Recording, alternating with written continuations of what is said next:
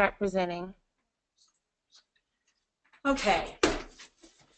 Heather, do you want to give some introductory remarks? Sure. Welcome everybody to the webinar, What the CEOs Need to Know and Acknowledge and Accept About Fund Development. And we have our great presenter today, Ms.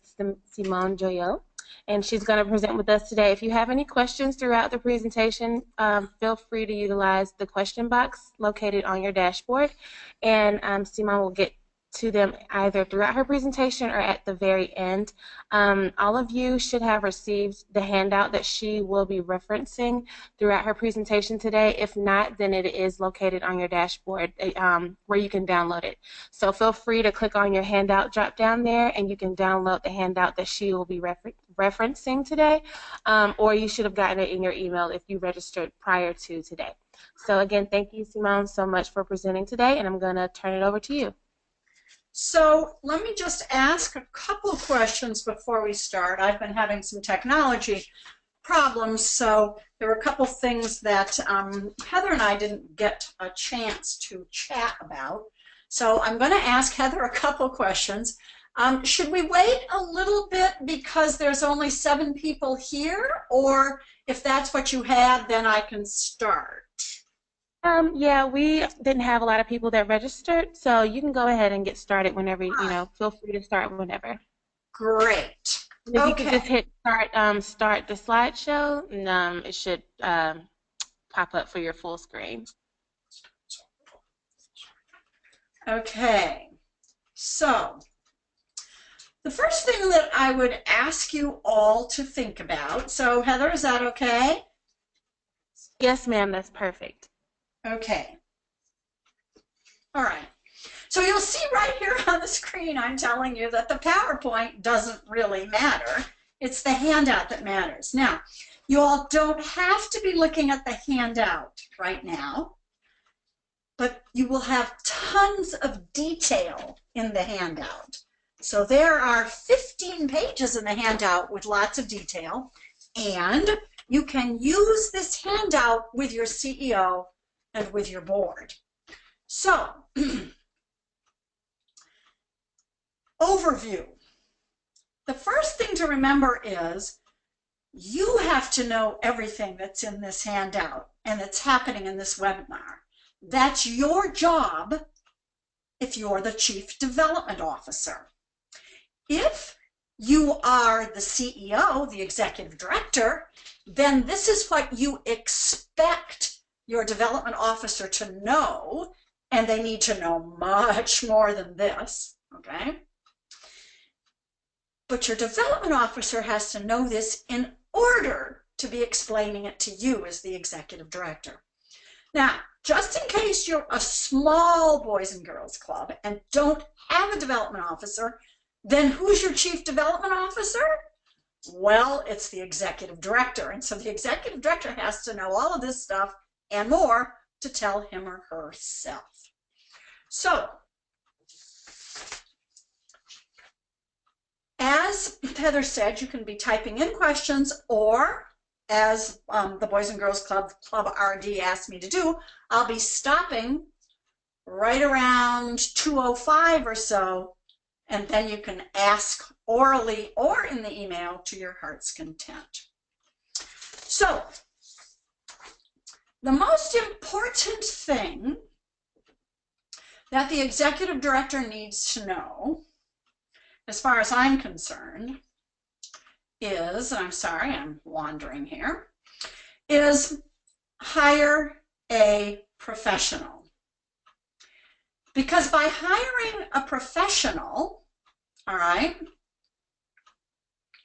then he or she knows the information that must be known and then can help do the work and help lead, guide, facilitate the executive director. This is one of those not necessarily weird things, okay? But for some people it might sound strange.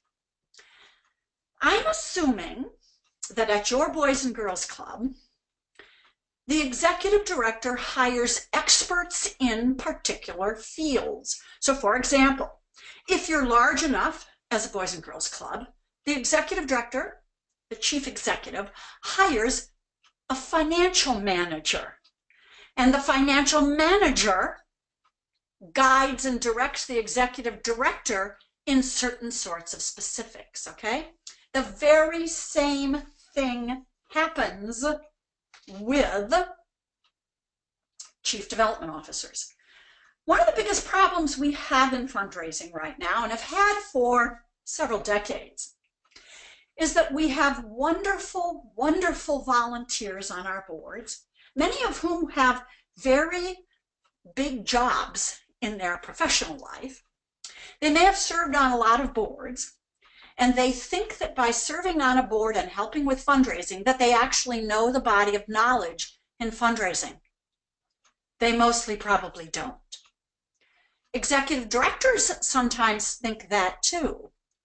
It is not uncommon, for example, for an executive director to say to a chief development officer, "No, I don't like that direct mail letter that you've just written because it's not my voice." This is a very big problem, because if you have a chief development officer who knows the body of knowledge, the chief development officer is now in the position to say to the executive director, "But you're wrong, Ms. Executive Director. I don't care if this isn't your voice. This is how to write a direct mail letter because this is the body of knowledge." So, one of the most important things that an executive director does is hire a knowledgeable professional fundraiser. And fundraiser is the boss at your club when it comes to fundraising. So the fundraiser is the person who is directing the executive director and strategizing with the executive director in order to direct the board members. Just keep in mind, the board does not direct fundraising and does not direct the fundraiser. The Fund Development Committee, or whatever you might call it in your organization, does not direct the fundraising officer. The fundraising officer directs the committee and works in partnership with the chair of the committee to guide the committee. So, first key point, whether you're the chief development officer or the executive director, the fundraiser is supposed to know the body of knowledge. Now, in the handout, you're going to see a whole series of books, blogs, regular publications that your development officer should be reading and sharing with you. I would, on page 2, in the middle of the page, note to you, item number 3, the underdeveloped report, which was published in 2013 based on research by Compass Point. You can find this on the internet. It is a vitally important report. It's something that I would have expected all development officers, fundraisers, to take to their CEO, their executive director, and say, this is something we need to talk about, and that we need to talk about with our fund development committee of the board and with the full board. So that's the kind of thing that I want you to really, really remember, okay? So, on the handout, on page 4, you'll see my comments about qualified opinions only. So one of the experiences I had years and years ago was I was doing a workshop with a board, and the executive director, CEO, was there, of course, and all the board members. And we were talking about both governance and fundraising, and they had asked me to come there because I was an expert in fundraising. And so I was sharing with them some observations, some data from the field, right?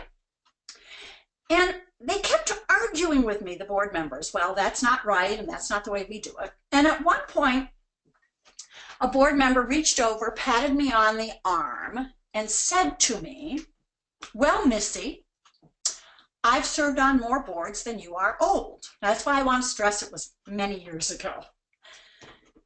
I responded to him professionally, but I responded to him and I said, but you're wrong, sir, and I'm right. And then I pulled out the IRS handout.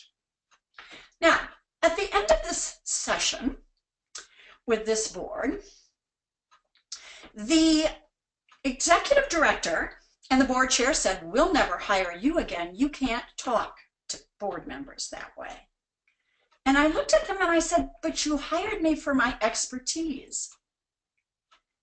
Do you actually mean that if some board members started telling an accountant not to do things that way, that you would tolerate that? We have far too many opinions in fundraising. They are offered by board members and they are offered by executive directors. I am begging you as an executive director of a wonderful special boys and girls club, do not be one of those people who have opinions, but they're unqualified. That is the single most important message I have for the executive directors on this phone call, on this webinar, and the most important insight that I have for the fundraisers in this webinar.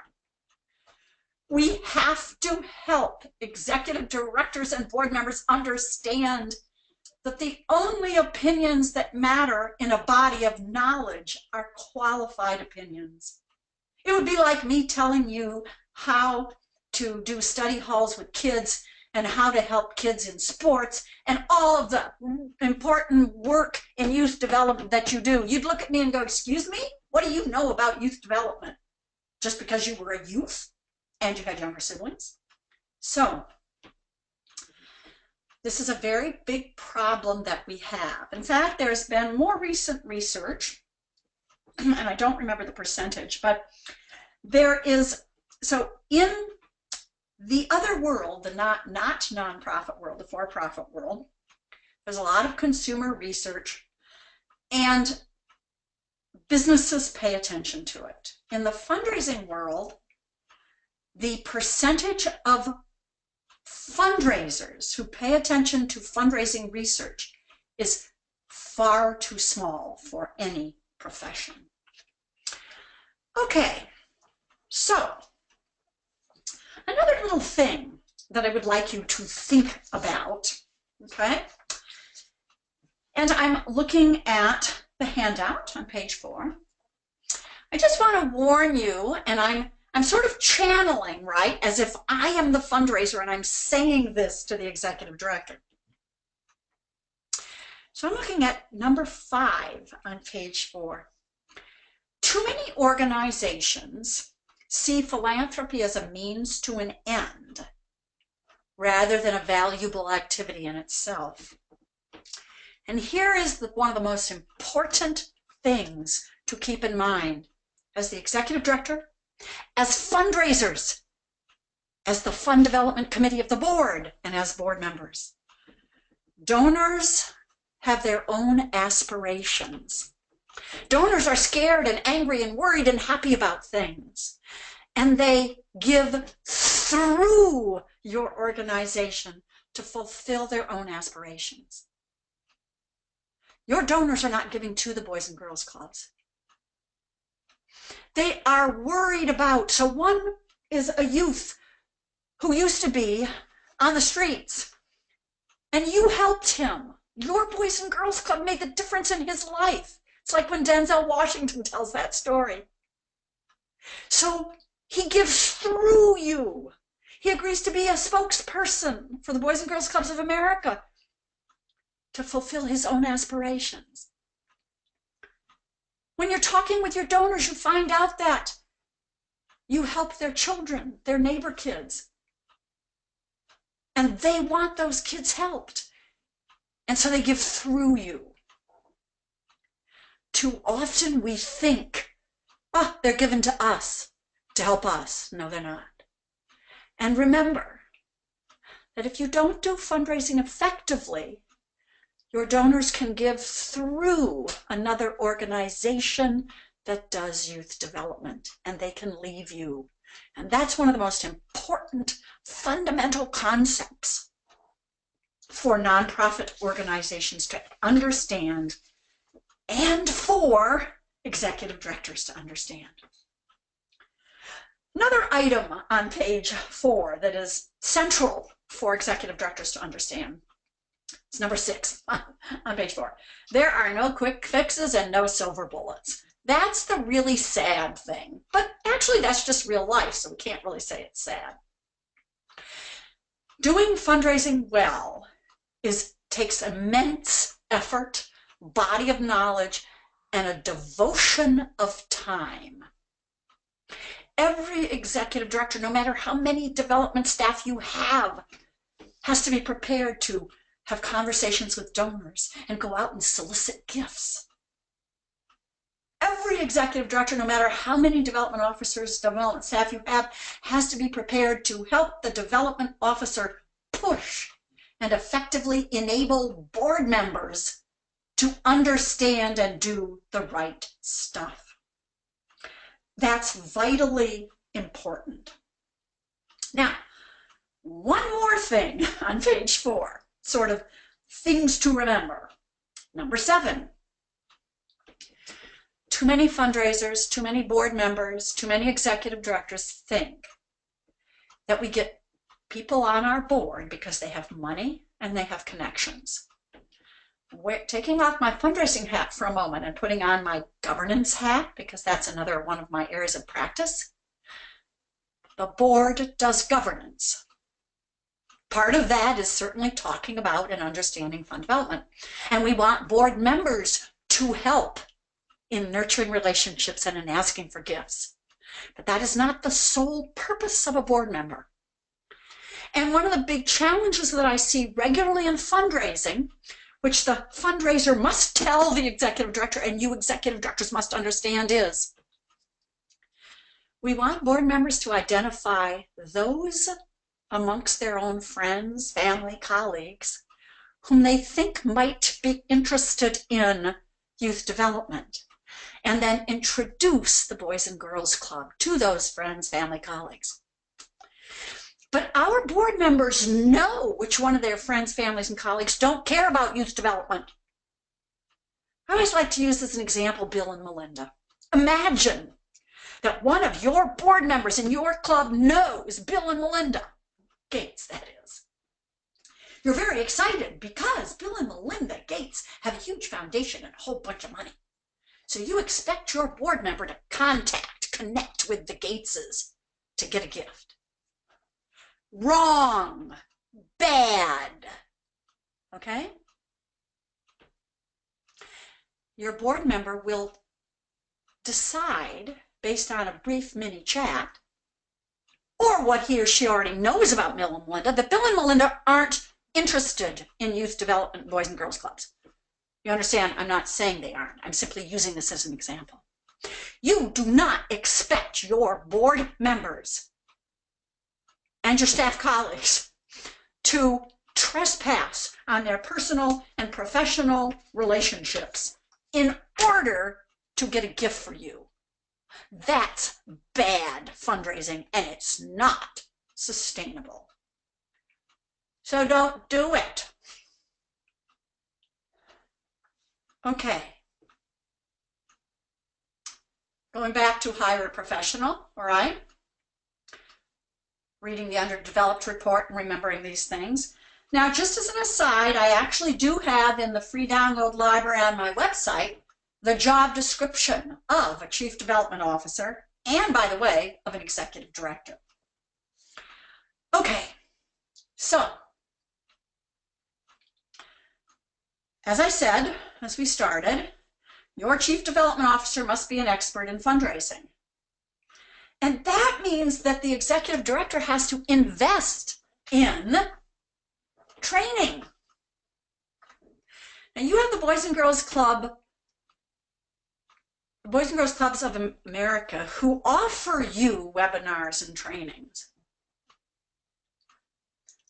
But you also may well have an AFP, Association of Fundraising Professionals, chapter near your club. And I would hope that your Chief Development Officer is going to those sessions. And there are webinars offered by other people, and there are all those books and those articles and bloggers that I suggested to you. So, sorry.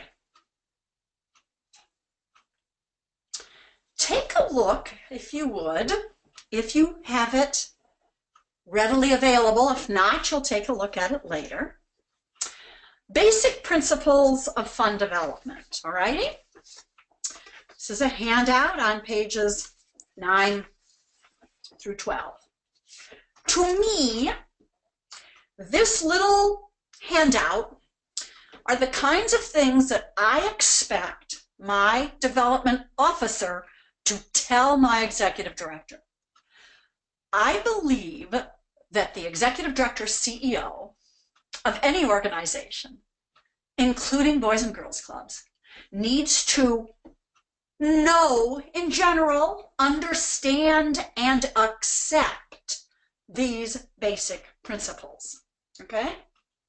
So, let's go over a few of these. And I want to remind you that this is what your fundraiser should be telling you. And this is what, in partnership, your fundraiser, your development officer, and your CEO repeat over and over in different ways to the board and board members and the development committee so that they understand. So I'm just going to pick a few of these, okay? One is the concept of a culture of philanthropy, all right? Now, organizational culture, according to business theory, is a major determinant of an effective organization. So, for example, I used to work in a toxic organizational culture, just toxic, okay?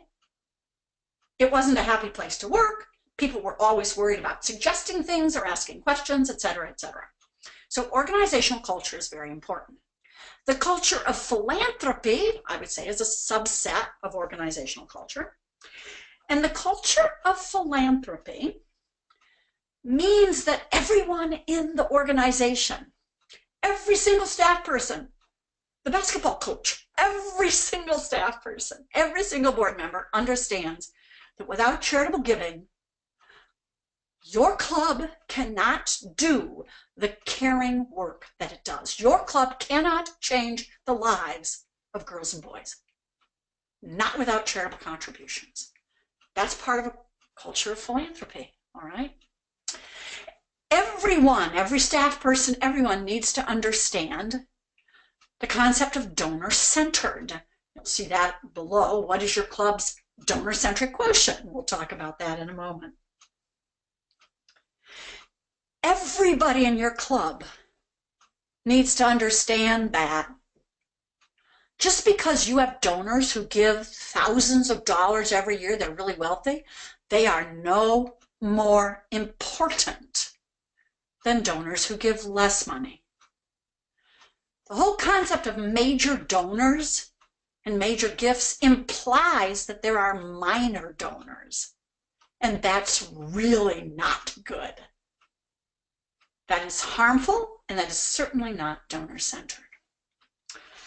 Okay, a couple other things on basic principles of fund development that the CEO, the executive director, must embrace: the entire concept of donor-centrism. Donor-centered is like customer-centered. It doesn't mean that just because Bill and Melinda Gates want to give you $500,000 to build a swimming pool and you don't need a swimming pool, doesn't mean you accept the gift and build another swimming pool. Donor-centered is like customer-centered in that we treat people with respect, we offer them experiences, etc. Your institution must be donor-centered, just as you must be mission-centered, just as you must be customer-centered. And the executive director, along with his or her partner, the Chief Development Officer, promote this concept. From making thank you calls to donors, and board members do that,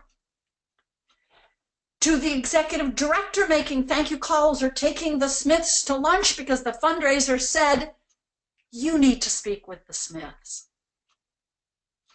Donor-centered means that you have a donor-centered newsletter, and I know that you all, many of you heard Tom Ahern talk about donor communications. Donor-centered means you don't talk to a donor about something you know she isn't interested in. And all of your staff has to understand this, and the executive director, in partnership with the chief development officer, must help everyone understand this. I know that Tom would have talked to you about loyalty and that giving is an emotional act. You will see on page 10 and in his materials and in his webinar that giving is an emotional action. It is not a financial transaction. Why does the executive director have to know something like that? Because the executive director needs to collect stories when he or she is mingling at the fundraising events and listening to donors during a solicitation.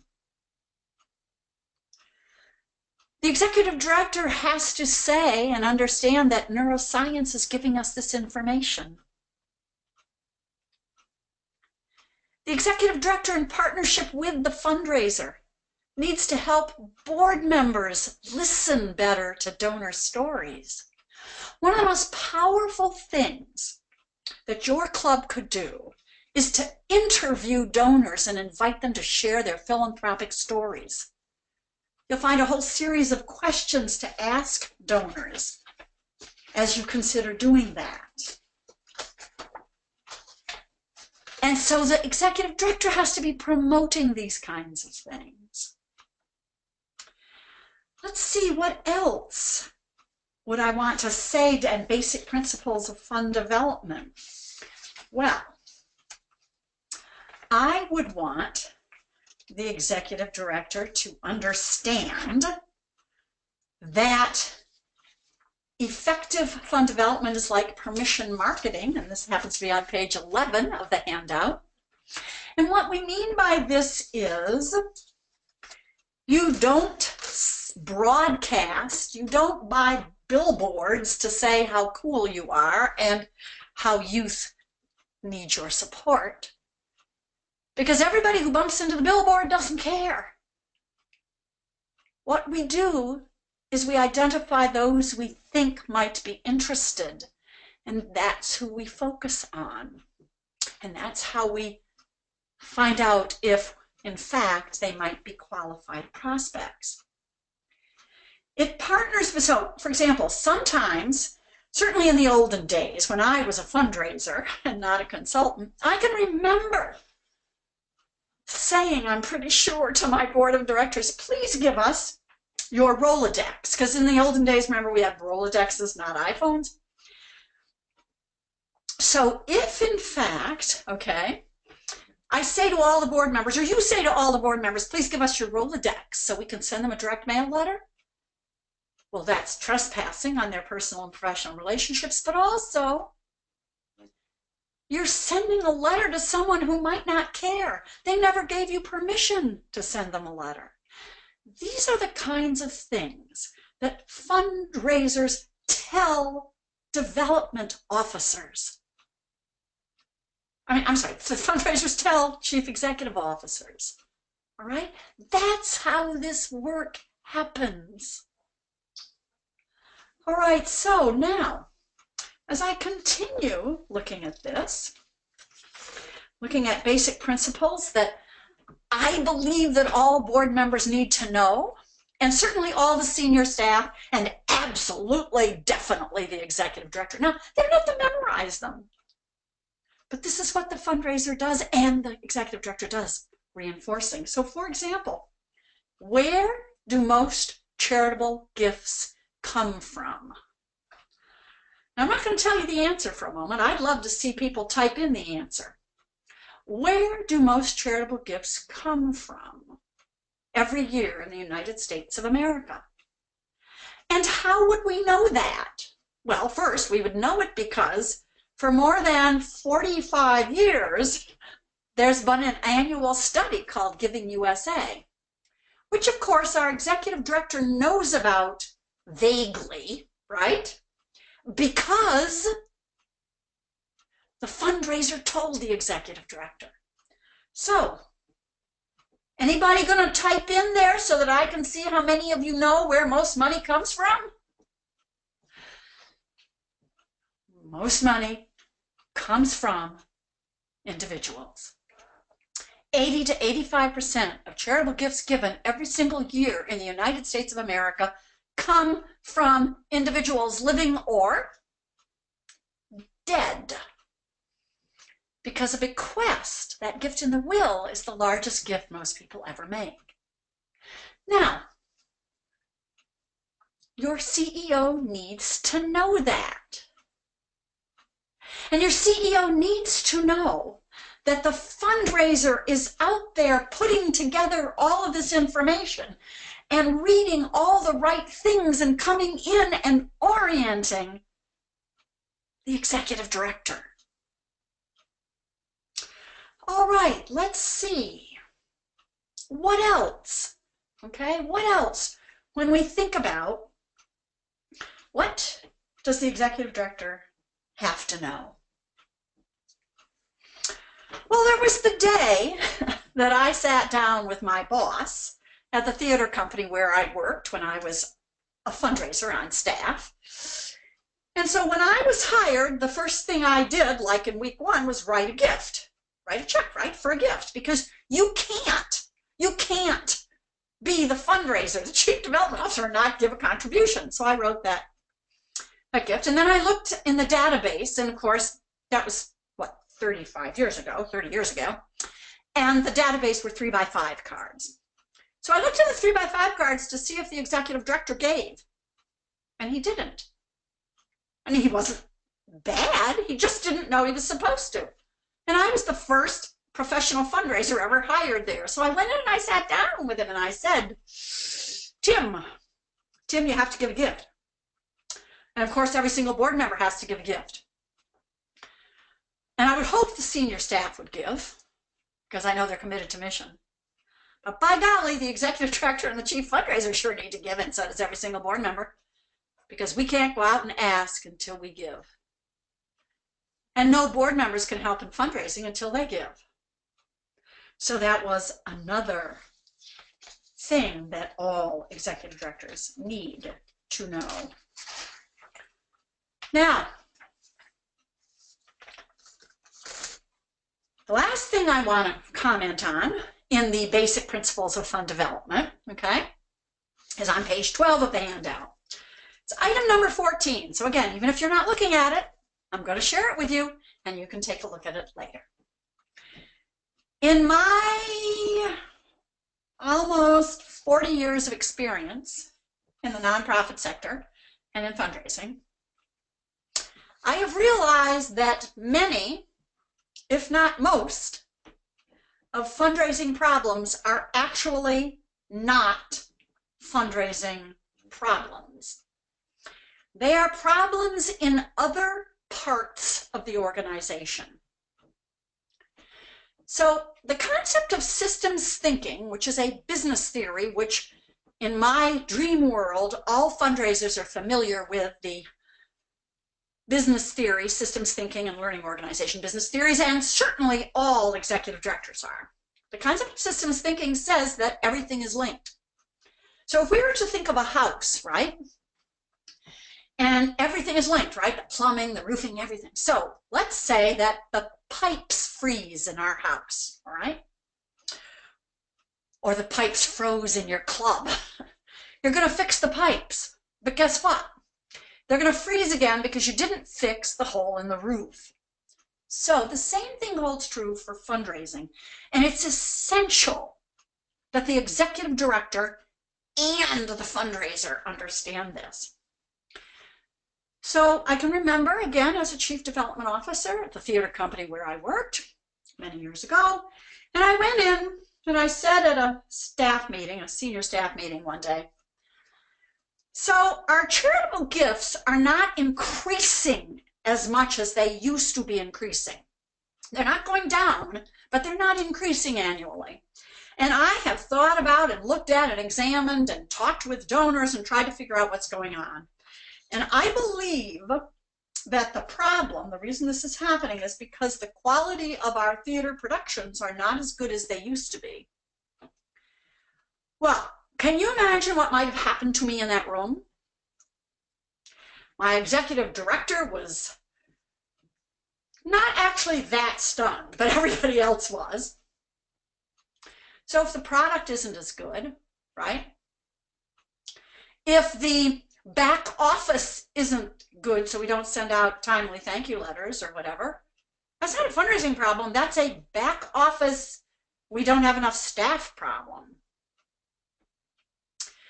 If we don't pay attention to the quality of our program, if we don't pay attention to the fact that we don't have the right staff or sufficient staff, if we don't pay attention to the economy, all those things and more affect fundraising. If 50% of our board members won't help fundraise because we don't do good board recruitment and we don't do good board training, that's a board development problem, which affects fundraising.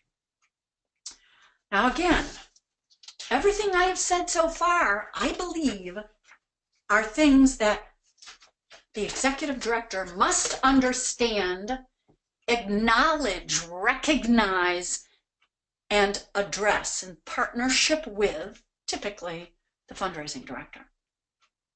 I have seen this over and over and over in different size organizations, in every conceivable type of organization, that the basic fundamental understanding of what fundraising is, the body of knowledge, the research, the reading, all of these things, too many organizations do not understand.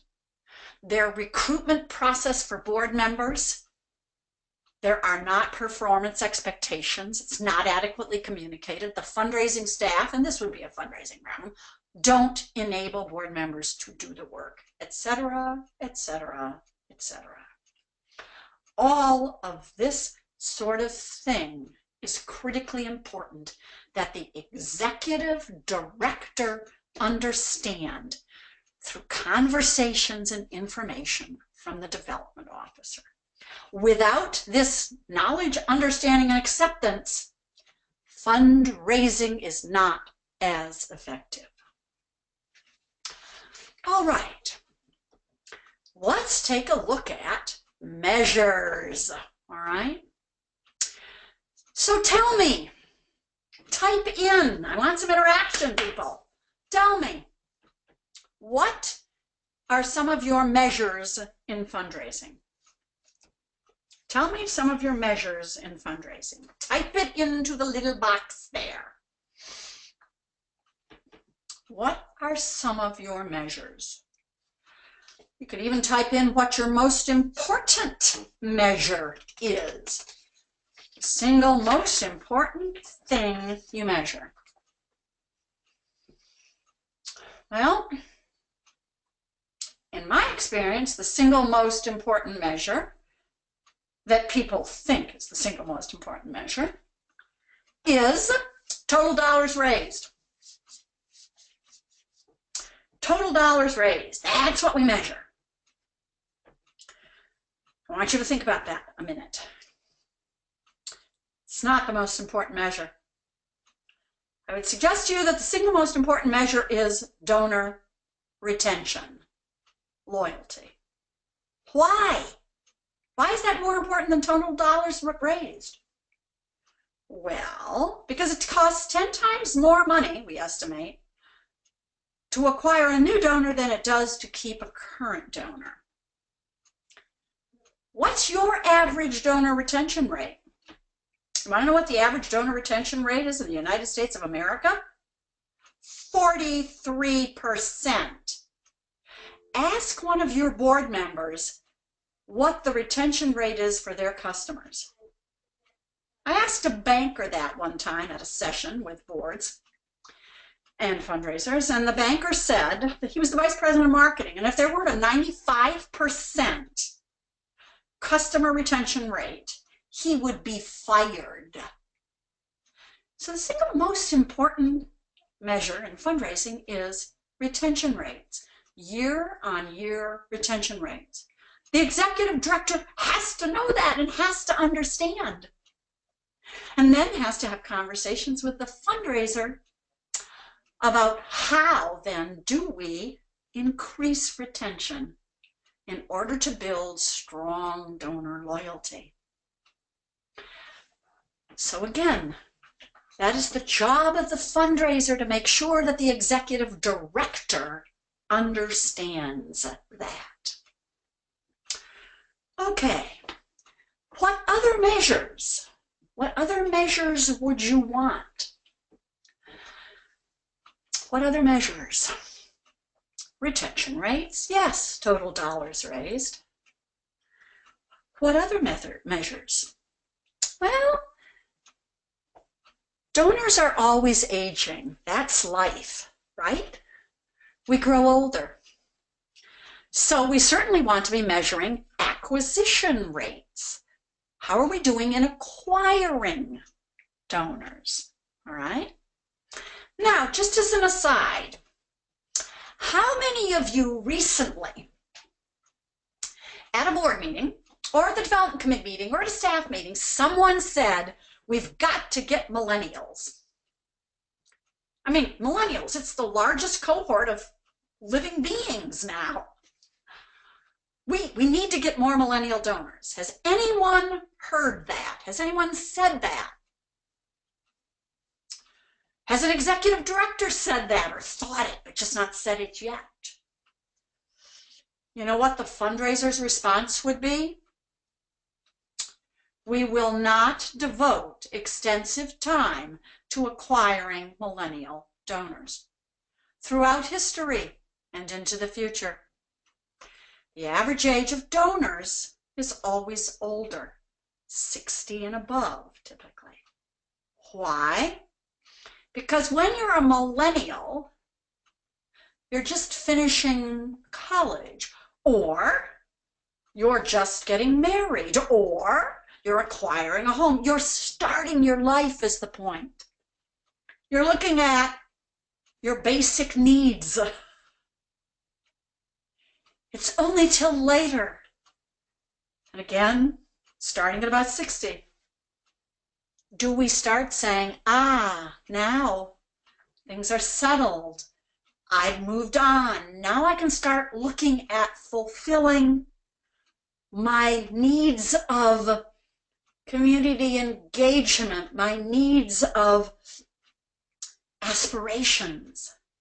Now, this does not mean that sometimes you won't get gifts from younger people. Of course you will. But the point is, if you want to look at younger donors, then go for 50, not 60. Not millennials. Now again, the executive director doesn't sit at a board meeting and start talking about we need to acquire millennial donors until he or she has talked with the fundraiser, who says research shows the average age of a donor, generation after generation, is 60 and up, and that's because of the evolution of human beings, how we grow and mature. And the executive director expects the fundraiser to be telling those kinds of things to him or her as the executive director, and to the development committee, and to the board. What else might we be measuring in fundraising? Now again, these are the sorts of things that the chief development officer is telling the executive director. But the key here is the executive director is not talking about these things without sufficient information from the knowledgeable professional who knows the body of knowledge. So I'd be looking at the number of donors who increase their gifts. Are we doing well in increasing gifts year on year? What is it that we're doing? As an executive director, I would say to the Chief Development Officer, so is there research about how to write donor newsletters? Is there research about this, how to tell stories in fundraising? Do donor newsletters help?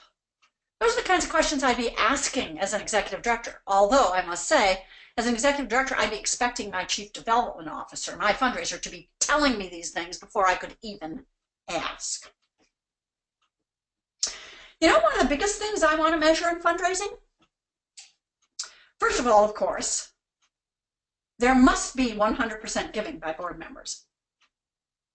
And if the single father with 6 children who works in the kitchen of the public school system where your Boys and Girls Club is located, but he's a great board member, you of course only ask him for maybe $25 a year because that's all he can afford, but as a board member, he's wonderful.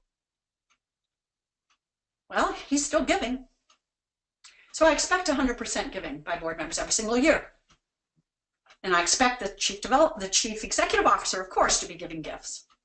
Now, I want to measure the participation rates of board members in helping to nurture relationships and helping to fundraise. And I expect the executive director to be thinking of that. I expect the executive director to be talking with the board development committee and the board chair about performance expectations and how we are going to do this work and how we are going to interview people as candidates for board membership and make sure that they understand that we have performance expectations related to fundraising. One of the most important things to measure, which is very rarely done in fundraising, but is certainly done in business, is satisfaction, donor satisfaction. If you want to be one of the best fundraising organizations anywhere, just like you are one of the best youth development organizations anywhere, you want to be the best of the best in fundraising, you will do donor satisfaction research.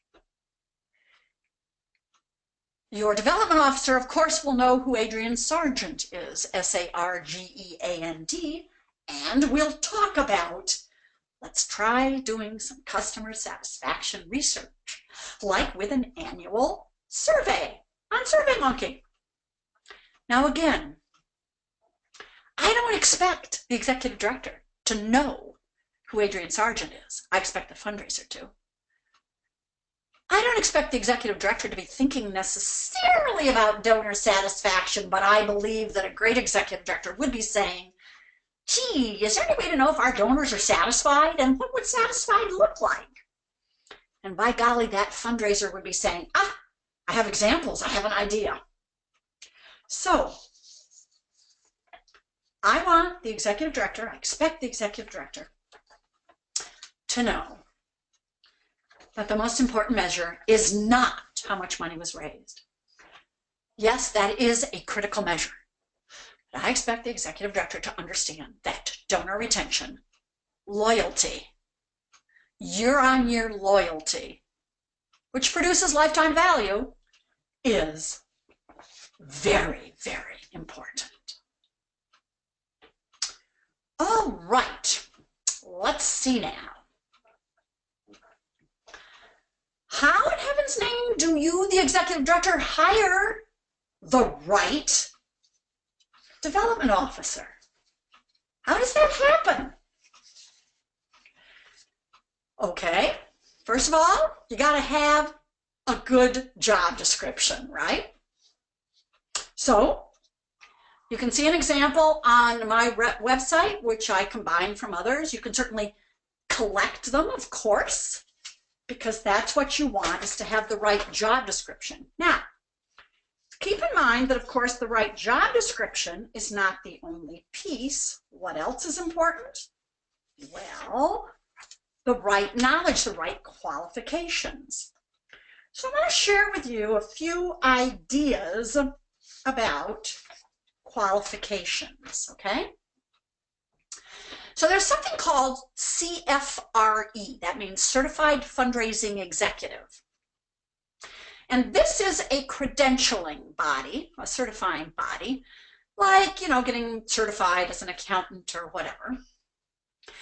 I have found it very useful to go to the CFRE website and then look at the test content outline, because the test content outline tells you the knowledges that you're supposed to have as a fundraiser. Now I'm going to just pop over to those right now. All right? If you're going to hire a development officer, a fundraiser, they need to know about donor research. They need to know how to research donors or prospects. They need to know what kind of information to look for. So we talk about that as current and prospective donor research. So if you were looking for a chief development officer as an executive director, you would be asking questions about what do they know about current and prospective donor research? How would they do that? Okay. Now, of course, another obvious one is securing the gift. This includes personal face-to-face solicitation, where you actually sit down with someone and ask them to consider a gift. It also includes knowing enough about direct mail, okay, to know what's good direct mail and bad direct mail. Being able to write direct mail is not necessarily a skill that all of us can learn, but you at least need to know, as a chief development officer, what's good or bad direct mail, and there's all kinds of books, et cetera, on that. You want your chief development officer to know about writing proposals, grant applications, whether it's to government or foundations, etc., and fundraising events. So you, as the executive director, should expect your chief development officer to know these things and to demonstrate them to you in an interview. So, relationship building. There's more to relationship building with donors than merely a donor newsletter. Volunteer involvement. You expect, as the executive director, to hire a development officer who knows how to manage, inspire, and enable volunteers. I believe that your chief development officer needs to be part of the senior management team and needs to report to the CEO. That's how important fundraising is. And of course, your fundraiser, your chief development officer, must understand some basic concepts of leadership, be a good leader, understand how to manage, design, organize an organization, a fundraising program. Ethics, accountability, professionalism. Fundraising professionals typically sign a code of ethics. I want every executive director to know that no professional fundraiser, as a consultant, as a fundraising event manager, or as a staff person, ever is paid or given a bonus based on percent of dollars raised. You're paid a salary. You are not paid a percent of dollars raised. All chief development officers need to understand a little bit about governance and boards so that they don't get trapped talking with board members about things that they're not supposed to talk about. And then organizational behavior and development. How to build strong organizations so that you can build strong fundraising programs. These are the kinds of things that I believe that development officers need to know. And hence, this is what the chief executive officer needs to know in order to be able to hire and supervise a good fundraiser. Now again, I do not expect the CEO to know everything about current and prospective donor research. I don't expect the CEO to know every one of these bullets, all the details. I expect the CEO to know that this is the kind of stuff that the fundraiser needs to know. So, there is nothing better than a wonderful, wonderful fundraiser. Just like there's nothing better than a wonderful, wonderful executive director. And there is nothing sadder, okay, than your Boys and Girls Club spending money on a fundraiser who doesn't know the body of knowledge and doesn't know how to provide leadership in this work. And there's nothing sadder than an executive director, CEO, who refuses to listen to a knowledgeable fundraiser.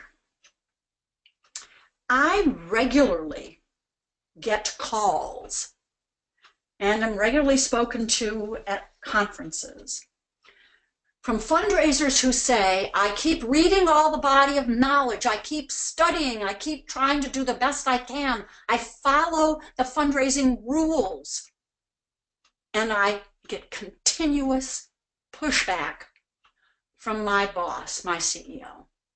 She says she doesn't like the voice in the direct mail letter. He says I should just hurry up and ask and quit worrying about nurturing relationships. And then I get board members telling me that I don't know what I'm talking about. This is the way to do fundraising poorly. This is the way to not raise money. This is the way to lose a decent fundraiser.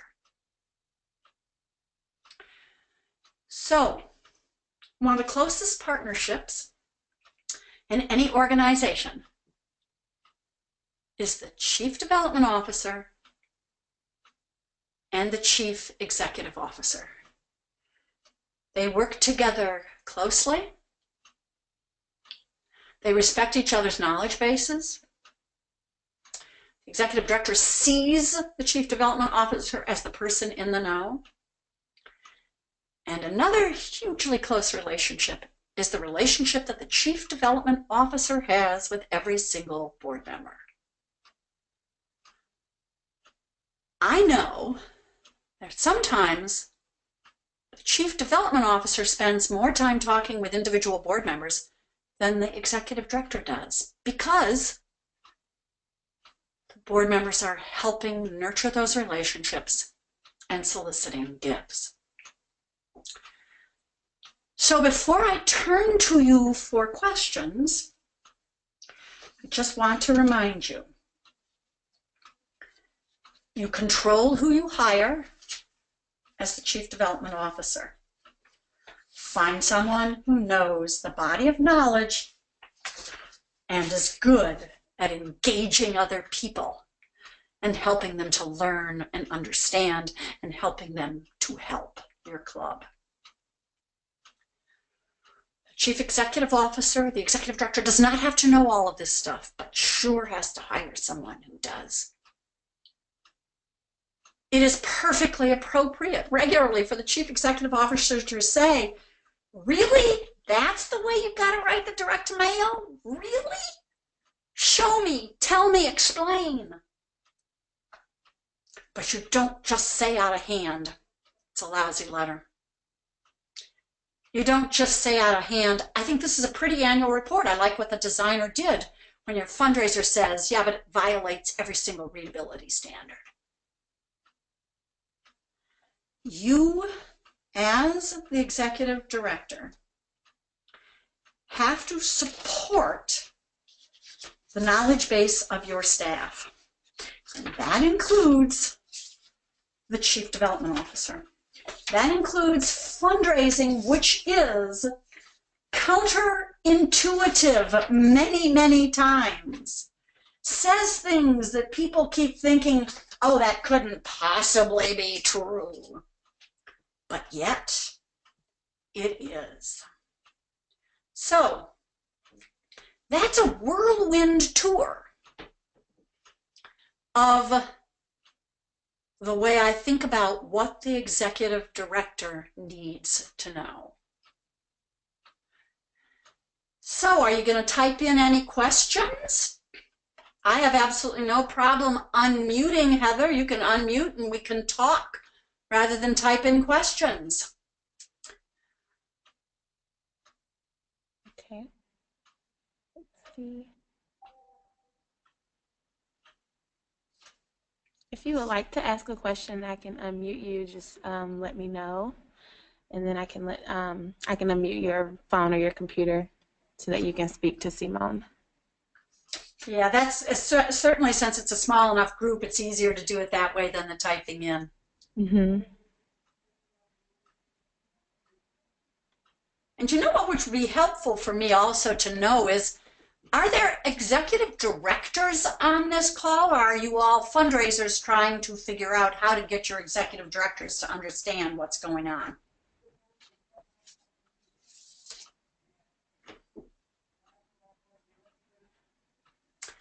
Okay, I can't, if somebody's asking something or talking, I can't hear, so. Let me see. Well, if I unmute everyone at the same time, it's going to have a lot of feedback. That's why I was saying if someone had a question, to just let me know so I can unmute them individually.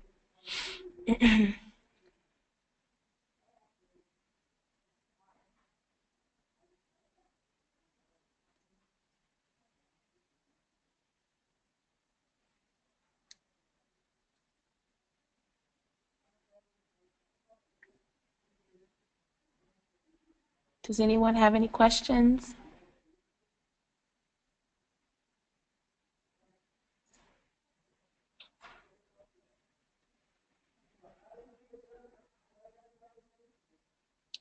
Okay, looks like we're all set.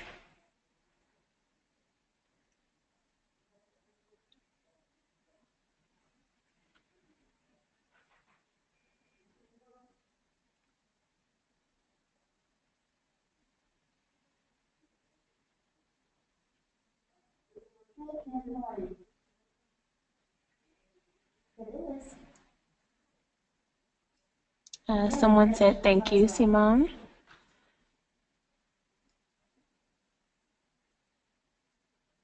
Okay. Well, thank you all for attending. I'm going to end the webinar now. Thank you again to Simone for presenting. And if you all have any questions, I'll send a follow-up email later this week. I'm actually out of the office until Thursday. So I will send that when I get back, and you all enjoy the rest of your week. Thank you again. And you all know that so Kelly is not with us, she's absent. And Renetta is stepping in.